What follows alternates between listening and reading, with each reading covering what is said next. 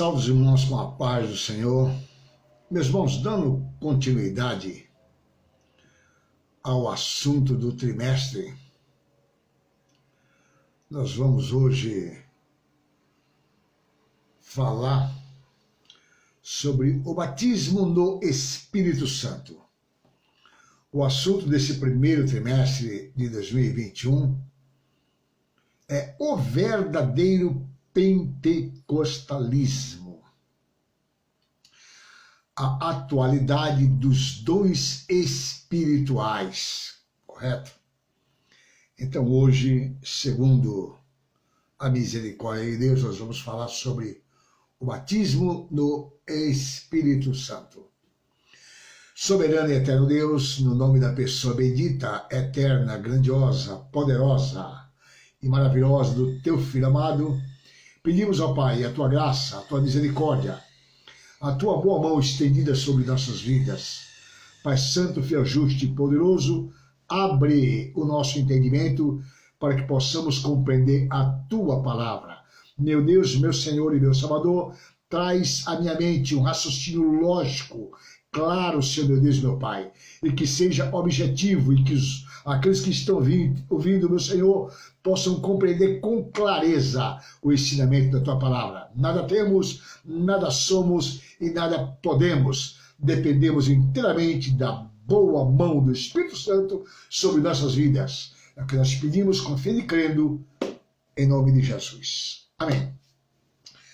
Meus irmãos, eu quero antes fazer uma introdução aqui de um livro que eu li aproximadamente um ano atrás. Ele é muito atual para o assunto que nós estamos estudando, né?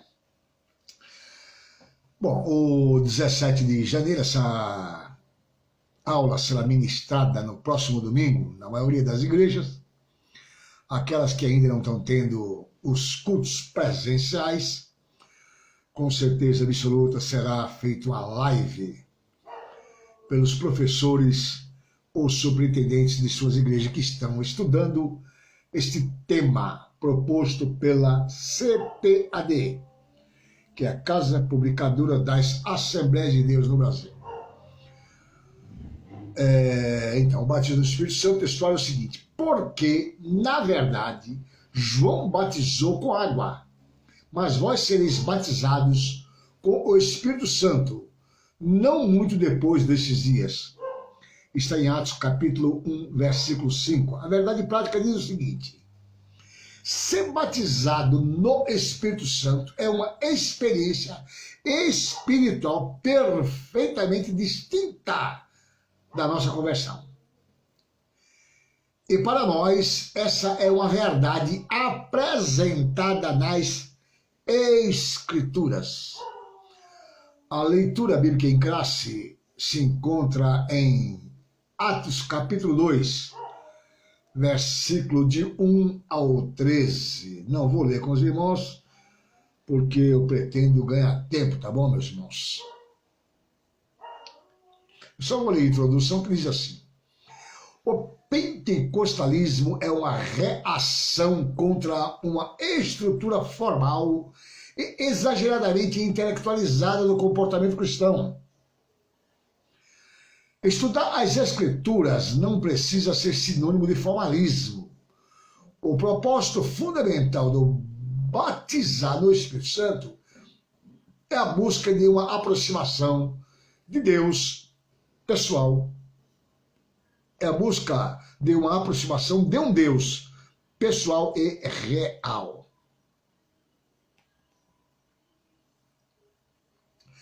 Meus irmãos, o resumo que eu fiz da lição de hoje se limita a 3 tópicos. Eu creio que é o suficiente para que possamos compreender e estar esclarecido este assunto. São esses 3 tópicos que nós vamos estudar aqui hoje. O que significa a palavra batismo? Apesar de ser tão comum, né? Parece que sabemos com a facilidade tão grande, mas nós vamos dar uma passada sobre o significado da palavra batismo. Segundo tópico que nós vamos estudar hoje é qual a função precípua do batismo no Espírito Santo. E o terceiro tópico: quais as evidências, presta atenção, hein? Quais as evidências do batismo no Espírito Santo? Alguém pensa que é uma evidência. Não. Quais as evidências? Nós vamos falar sobre isso então. Deixa eu fazer antes um comentário aqui sobre um livro. Não estou fazendo propaganda não, meus irmãos, mas é um assunto do trimestre. Fora o livro que a CPAD propõe, que faz parte da lição que você pode comprar junto, que é sugerido. Eu li um outro livro aqui, já há um ano atrás, mais ou menos, tem por título Revestidos de Poder, uma introdução à teologia pentecostal. Na página 81, o capítulo 7 fala especificamente sobre o batismo no Espírito Santo, que eu acho muito bom fazer essa colocação aqui para os irmãos.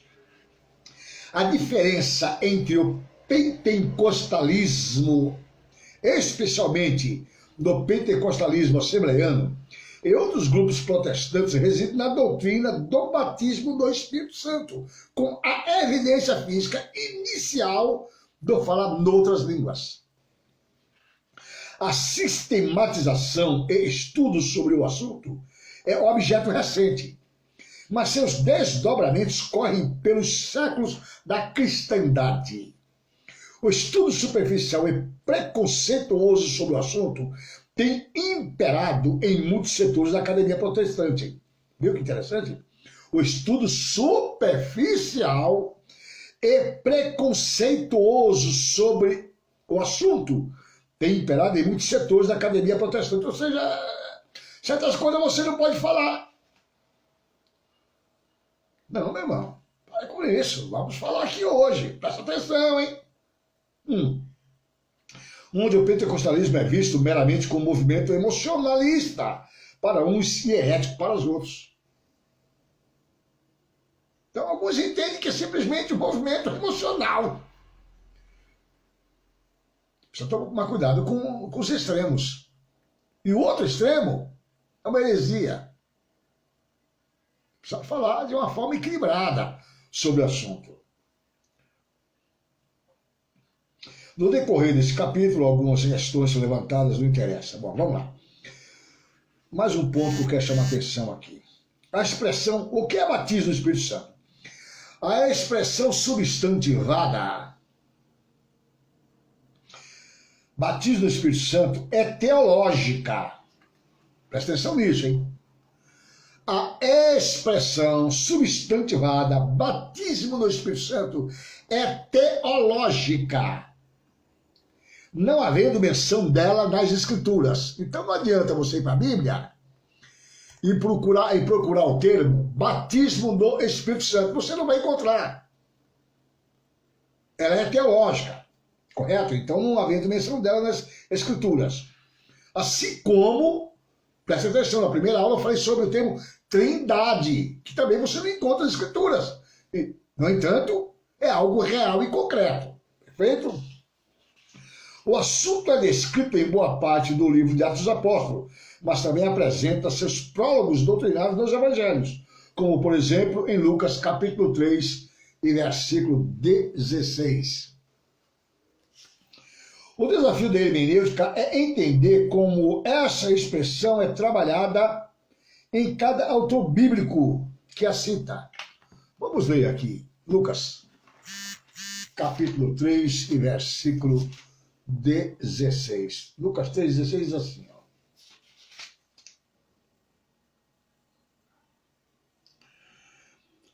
Então Jesus esclareceu a todos: eu de fato vos batizo com água. Entretanto, chegará alguém mais poderoso do que eu, tanto que não sou digno de sequer de desamarrar as correias das suas sandálias. Ele sim vos batizará com o Espírito Santo e com fogo. Tá vendo? Com o Espírito Santo e com fogo. O batizador é Jesus. Tá bem claro aqui, hein? O que eu estou dizendo para você, que a expressão você não vai encontrar na Bíblia, é a expressão batismo no Espírito Santo. Para isso nós vamos falar antes o que é batismo. Correto? Então tá aí. Tem irmão aí que anda batizando no Espírito Santo aí, viu, rapaz? Cuidado, hein? Vou falar sobre isso também já já aí. Se prepara. O desafio da hermenêutica é entender como essa expressão é trabalhada em cada autor bíblico que a cita. O bom intérprete entende quais são as implicações das perspectivas pneumatológicas dos vários autores do Novo Testamento, tomadas em seus próprios termos e compreendidas em seu contexto. Outro ponto que eu quero chamar a atenção aqui, meus irmãos. A expressão batismo no Espírito Santo, a expressão, abre aspas, batismo no Espírito Santo, fecha aspas, é uma metáfora.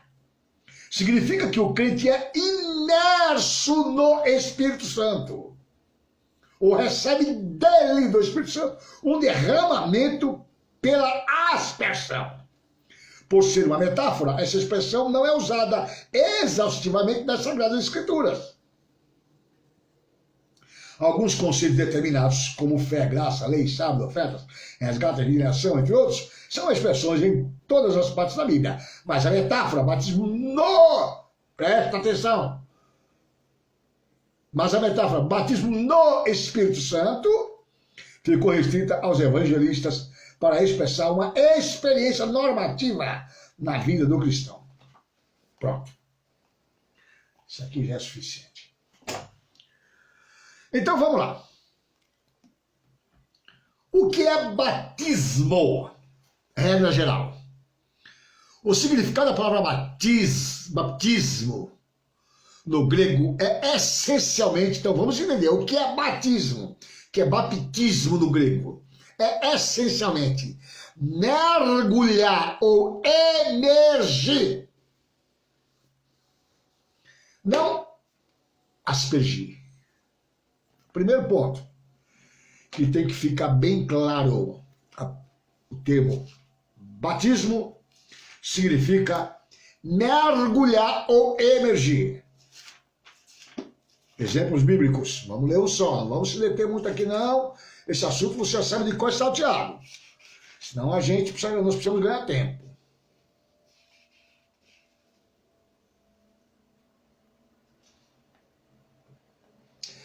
Capítulo 3 do Evangelho de Nosso Senhor e Salvador Jesus Cristo, segundo escreveu Mateus. Capítulo 3 e versículo 3 diz assim: então Jesus veio da Galileia ao Jordão para ser batizado por João. Jordão é o Rio Jordão. Mas João se recusava, justificando: sou eu quem precisa ser batizado por ti. E vens tu a mim? Então vamos lá. O significado da palavra batismo no grego é essencialmente mergulhar ou imergir. Jesus foi batizado no Rio Jordão. Não aspergir, correto? Segundo, as descrições de batismo no Novo Testamento sugerem que as pessoas desceram as águas para serem imersos. Está vendo? Eu estou lendo para você aqui o exemplo de Jesus. Sendo que a água poderia ser trazida a eles em um recipiente para ser aspergido ou derramado. Então vamos lá. A descrição do batismo do Novo Testamento sugere que as pessoas desceram as águas para serem imerso. Para mergulhar.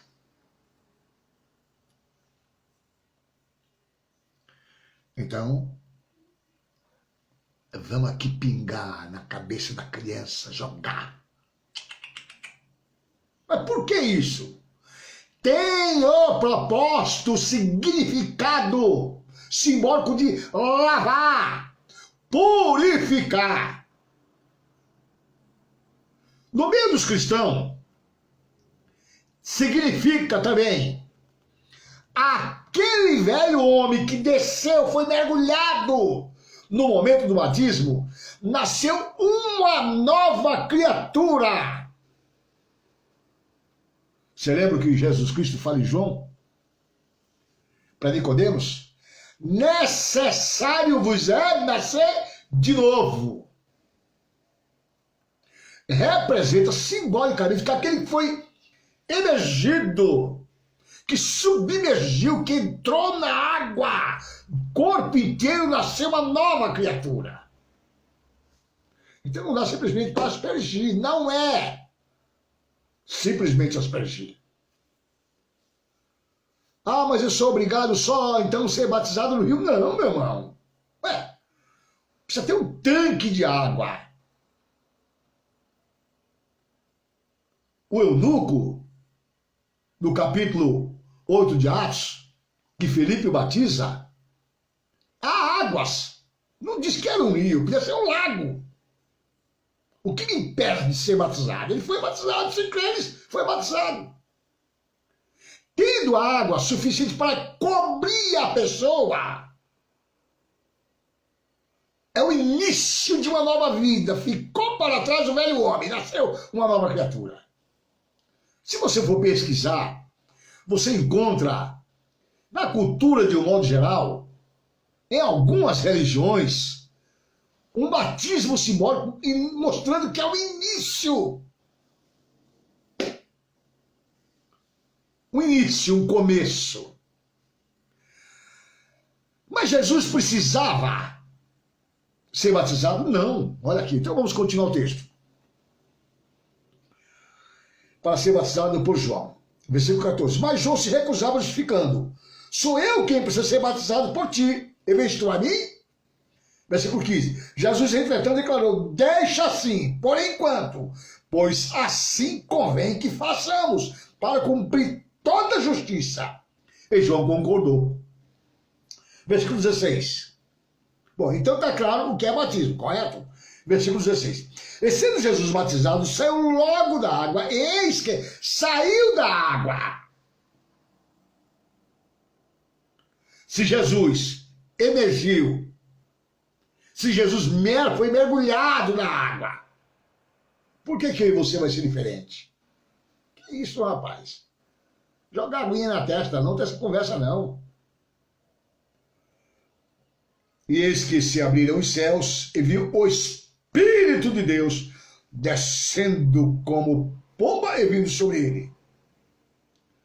Só para concluir o raciocínio, versículo 17 diz assim: em seguida uma voz do céu disse: este é meu filho amado, em quem muito me agrado. Agora vem a segunda pergunta. Qual a função principal do batismo no Espírito Santo? Primeira coisa, está em Lucas capítulo 24, versículo 49. Vamos ver, depois eu comento. Lucas capítulo 24 e o versículo 49.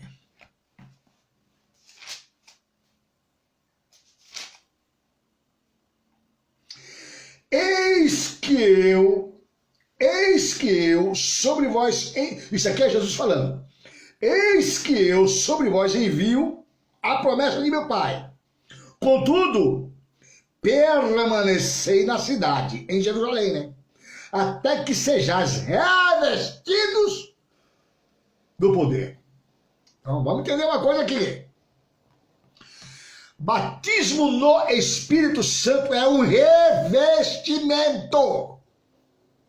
Ó, há alguns que entendem que batismo no Espírito Santo capacita a pessoa para começar a fazer a obra do Senhor. Nananina, não, e vou lhe mostrar na Bíblia. Eu conheço pessoas que dirigiram igrejas, não foram consagrados ao ministério, porque o ministério que ele estava exigia que a consagração era necessário, que tivesse sido batizado, houvesse o batismo do Espírito Santo. Mas como ele, ao longo dos anos, não teve o batismo com o Espírito Santo, e era um cooperador fiel na obra do Senhor, Deus confirmava o seu trabalho e chegou até a dirigir igrejas. E a igreja em que ele dirigia era lotada, pessoas e pessoas aceitando Jesus continuamente. Um verdadeiro evangelista. Tá vendo aí como a tese cai por terra? Não, para começar a fazer a obra do Senhor tem que ser batizado do Espírito Santo. Não, meu querido. Não. De maneira nenhuma. De maneira nenhuma. Não. Batismo do Espírito Santo é um revestimento. Presta atenção. Você está vendo aqui, ó. Eu estou de camisa, eu estou vestido, correto? Mas vamos supor que eu tenha do meu lado aqui, ou eu poderia ter do meu lado aqui, um paletó, um blazer, e eu colocasse o blazer por cima da camisa, o que esse blazer fez? Me revestiu. Vamos supor que eu estou de camisa, mas eu saio lá para fora. Está frio, então eu pego um blazer e ponho, eu estou revestido. É um preparo a mais, uma capacitação a mais. Está aqui 24, eis que eu sobre vós envio a promessa de meu Pai. Contudo, permanecer na cidade, até que nós sejamos revestidos. É revestimento. Mostra na Bíblia, então, irmão, que alguém que não era batizado com o Espírito Santo teve condições de fazer a obra do Senhor. Então, vamos lá. Atos, capítulo 18, a partir do versículo 24, diz assim, ó, presta atenção, eu não vou ficar lendo um monte de referência aqui não, porque senão nós vamos perder tempo. E eu preciso terminar o meu assunto e não quero me alongar muito. Atos, capítulo 18, versículo 24, diz assim, ó. Enquanto isso, chegou a Éfeso um judeu natural de Alexandria, chamado Apolo, homem eloquente e que acumulava grande experiência nas Escrituras. Você já ouviu falar de Apolo, não é isso? Fora instruído no caminho do Senhor e com notável fervor pregava e ensinava com exatidão a respeito de Jesus, ainda que tivesse apenas o conhecimento do batismo de João. Estava fazendo a obra do Senhor esse camarada ou não estava fazendo a obra do Senhor? Eloquente, pregando com autoridade, com fervor, com profundidade. Vamos continuar. Apolo, portanto, começou a pregar com ousadia na sinagoga. E assim que Priscila e Áquila ouviram, convidaram-no para uma visita à casa deles. Eles explicaram com acerto e clareza o caminho de Deus. Ó, Apolo, portanto, começou a pregar com ousadia na sinagoga. E assim que Priscila e Áquila ouviram, convidaram-no para uma visita à casa deles. Eles explicaram com acerto e clareza o caminho de Deus. Então, desejando ele viajar para a Acaia, os irmãos o animaram e escreveram aos discípulos, solicitando que o recebessem. Quando chegou, ele auxiliou muitos aos que pela graça haviam crido. Era batizado esse cavalo do Espírito Santo? Calma que tu vai ver já já. Porquanto refutava veementemente os judeus em debates públicos, provando por meio das Escrituras que o Messias era Jesus. Esse homem aqui era um evangelista. E não conhecia ainda, e não tinha recebido ainda o batismo do Espírito Santo. Então essa tese, peraí, antes de derrubar a tese, vamos continuar. Agora vem o capítulo 19, diz assim, ó. E aconteceu que enquanto Apolo estava em Corinto, Paulo atravessou as regiões altas e chegando a Éfeso, encontrou ali alguns discípulos. Eles indagou, recebestes o Espírito Santo na época em que crestes? Ao que eles replicaram, de forma alguma, nem sequer soubemos que existe o Espírito Santo. Diante disso, Paulo questionou: ora, em que tipo de batismo fosse batizado então? E eles declararam: no batismo de João. Então Paulo lhe explicou: o batismo realizado por João foi um batismo de arrependimento. Ele ordenava ao povo que cresce naquele que viria depois dele, ou seja, em Jesus. E compreendendo isso, eles foram batizados no nome do Senhor Jesus. Quando Paulo lhes impôs as mãos, veio sobre eles o Espírito Santo e começaram a falar noutras línguas e a profetizar. Essa tese, então, de que você só pode começar a fazer a obra do Senhor, ou o que lhe capacita para fazer a obra do Senhor é o batismo do Espírito Santo, cai por terra. Você recebe o Espírito Santo a partir do momento que você se arrepende dos seus pecados, independente de você ser batizado, já ter sido descido a água ou não. Existe um período probatório para você descer a água em algumas igrejas. Um discipulado. No momento que há conversão, você se arrepende dos seus pecados, reconhece a Jesus Cristo como seu único e suficiente Salvador, você já recebe o Espírito Santo.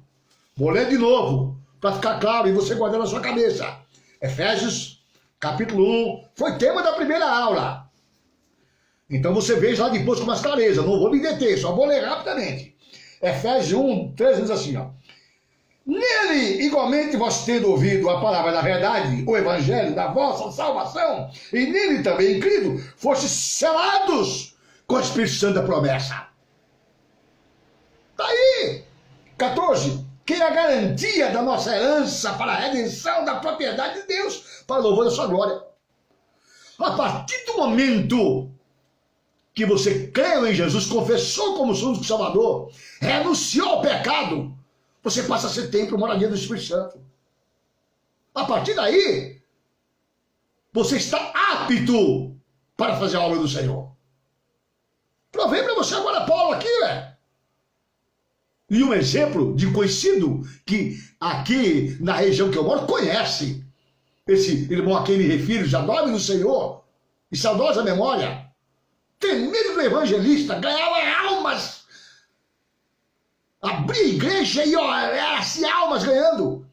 E nunca partiu para a glória e não foi batizado no Espírito Santo. Então essa tese caiu por terra, tá certo?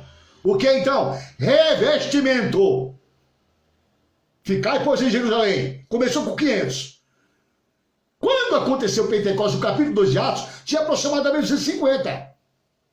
350, ó, deu linha na pipa, desistiu. Mas 150 perseveraram. Aí vem o capítulo 2 de Atos. Que nós vamos responder agora com o capítulo 2 de Atos, o terceiro questionamento que eu propus aqui.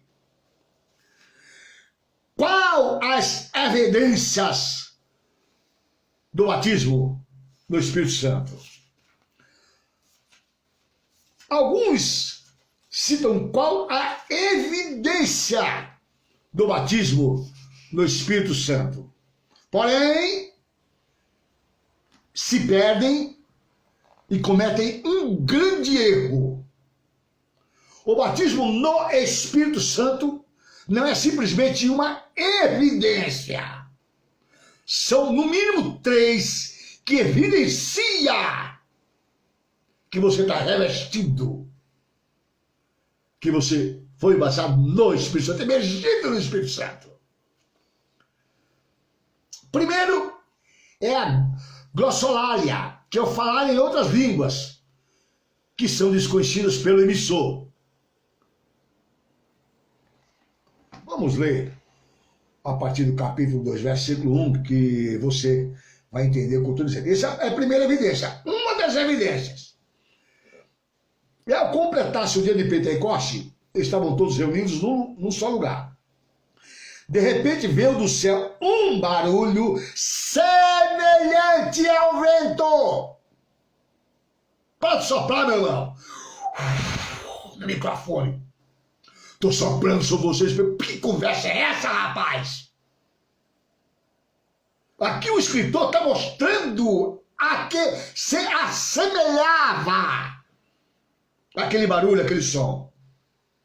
De repente veio do céu um barulho semelhante ao vento, soprando muito forte. Então é semelhante ao vento que soprava muito forte. Esse som tomou conta de toda a casa onde estavam sentados.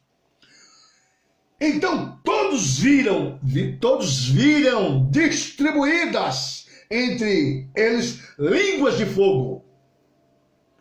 E pousou uma sobre cada um deles. Que visão maravilhosa, hein?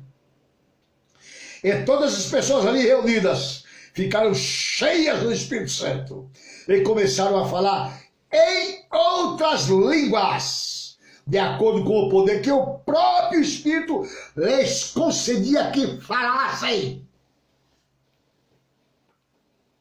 Nós somos a igreja da última hora, meus irmãos. Nós somos a igreja primitiva. Nós fazemos parte disso aqui. Uma das evidências é a glossolalia. Falar em outras línguas. E desconhecida pelo emissor, por aquele que está falando. Mas de acordo com o que o Espírito Santo consegue. Aonde mais um exemplo disso? Atos, capítulo 10. E o versículo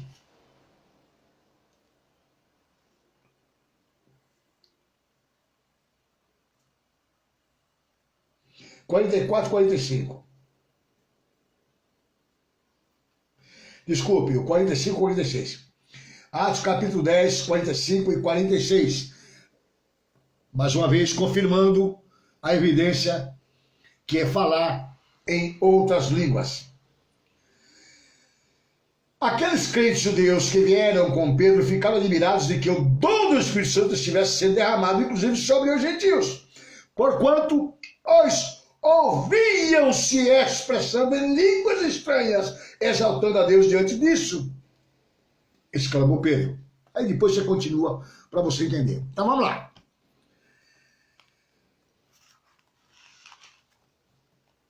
Mas uma das evidências que eu tenho, que eu recebi o batismo no Espírito Santo, é que eu começo a sorrir. Não é evidência bíblica. Uma evidência que eu tenho para mim, você entendeu? Que eu sou batizado no Espírito Santo, é que eu começo a chorar. Uma evidência. Uma evidência que eu tenho para mim, que eu sou batizado no Espírito Santo, eu começo a rodar na igreja. Uma evidência. Desculpa. Uma evidência que eu tenho. Meu irmão, olha, tem certas coisas que você tem que tomar cuidado. Temos irmãos, rapaz, ó, troncudo, forte. Até umas irmãs também troncuda, que se alegra, rapaz. Começa a rodar a mão assim na frente de quem tá na frente. Se você não tomar cuidado e pegar uma pancada, aquela dali vai dar trabalho.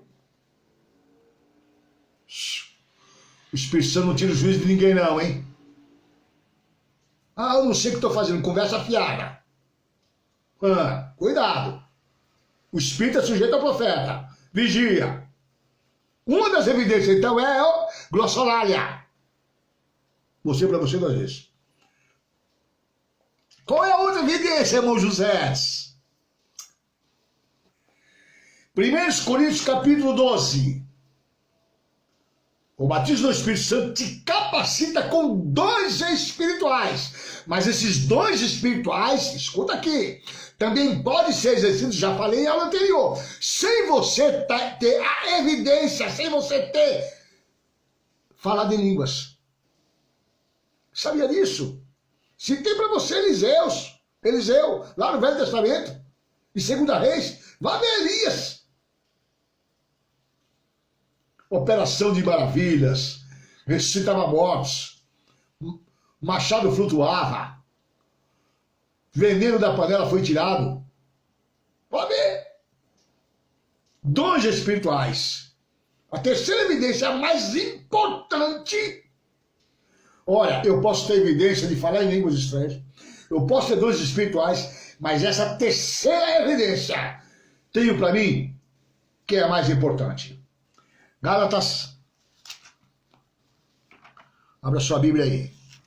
Ou se você não tiver a Bíblia para abrir agora, não tem problema nenhum.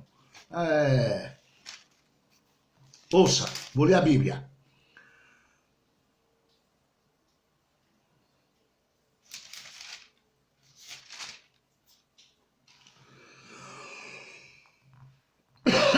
Presta atenção aqui. Outra coisa que antes de encerrar aqui eu quero deixar claro. Falar em língua não mostra espiritualidade não, viu? Para com isso. Tem muito pregador que fala em língua para mostrar que é mensageiro do céu. Quem disse para você que falar em língua significa que a tua mensagem é dada pelo Espírito Santo? Tem muitos que estão ouvindo o pregador e começam a falar em língua para manifestar espiritualidade. Ou até agradar o pregador. Sabia disso?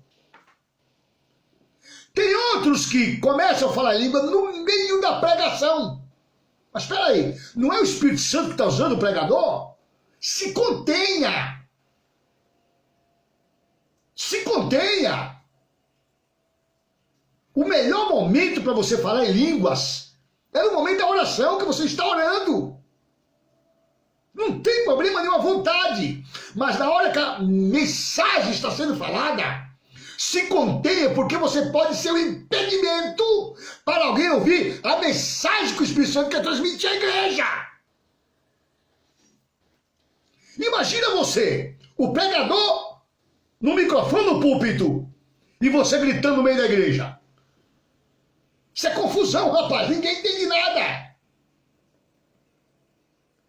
Falar em línguas não mostra que eu sou espiritual. Agora eu vou ler para você. A terceira evidência, e para mim, uma das mais importantes, que você é cheio do Espírito Santo. Capítulo 5 de Gálatas, versículo 22, diz assim, ó. Entretanto, o fruto do Espírito é...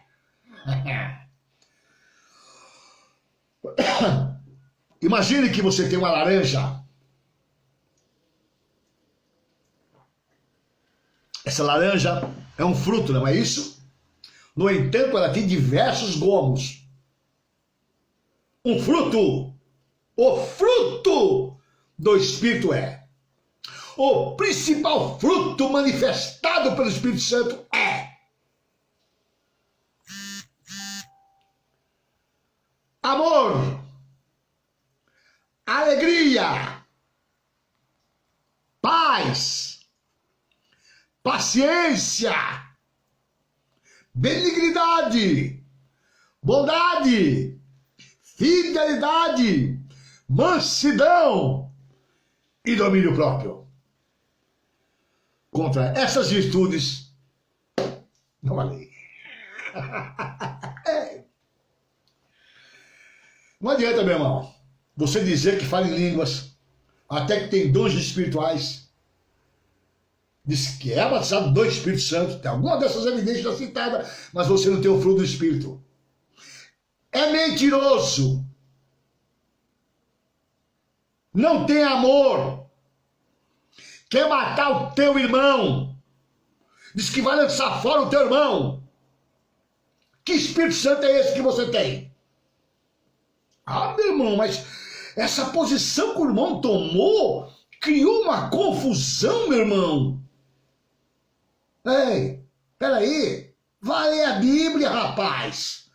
Atos dos Apóstolos, capítulo 15, e a partir do versículo 36. Presta atenção aqui. Passados alguns dias, Paulo propôs a Barnabé: voltemos agora para visitar os irmãos por todas as cidades das quais pregamos a palavra do Senhor, a fim de observarmos como estão vivendo. 37 diz assim: e Barnabé queria que João, também chamado Marcos, os acompanhasse. Esse é o Marcos Evangelista, que escreveu o segundo evangelho. Paulo, entretanto, não conseguia vê razão para levar consigo aquele que desde a filha havia decidido se afastar deles e não os acompanhara até o fim da missão. Por esse motivo, tiveram um desentendimento tão exacerbado. Mas, Paulo, você não tem o Espírito Santo. Como é que você está fazendo isso? Barnabé, você não tem o Espírito Santo. Que confusão é essa que você está criando? Olha, meu irmão, sinceramente, viu? Olha, eu não acredito que isso seja coisa do Espírito Santo, não, você entendeu? Porque a confusão que está dando, vocês se separaram.